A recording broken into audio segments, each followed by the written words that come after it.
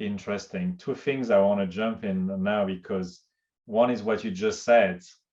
The way you're thinking makes me think of the way a software engineer would think, which is what we do at Wiia, which is maybe you have a large project to tackle, but you don't want to create the entire software that solves everything right away because it's too complex. So you want to go by modules, you know? Maybe you start a first module using what the client has, and then that gives you one benefit. And then you add another module, in your case, that would talk about integrated fare system. And then you add another module, and slowly, by different modules and steps, that's where you're going towards with the smart city. So I like that. And the second thing, I really like what you said, which I think a lot of people forget about this. And it's a message I really want to send across, especially for the technology service provider, but also products and technology.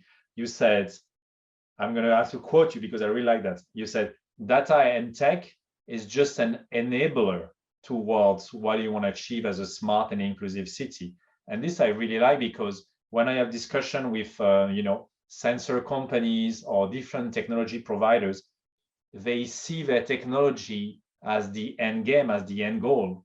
And I always am not fighting with them, but having those debates to say, well, what is your technology bringing in terms of measurable benefits for the population? Because at the end, me, I'm more into transport, it's my background. So if you look at transport, yes, okay, maybe it's good to have a new technology in transport, but if it doesn't reduces the cost for one user to go from A to B, what's the point? Or the comfort, or many metrics to have, right? So this is what you're saying of smart city is very close to inclusive city, because the smart needs to boost the inclusive, correct? Yeah, of course. I think you nailed it in the sense that like it's helpful, to have a clear focus on what you're trying to achieve. And usually in city development, that's again, city residents, including both people and businesses. So if you have a clear focus on that, I think it's easier to sort of develop your pathway to achieve the goal, and how to pull in different resources and then measures to achieve the goal.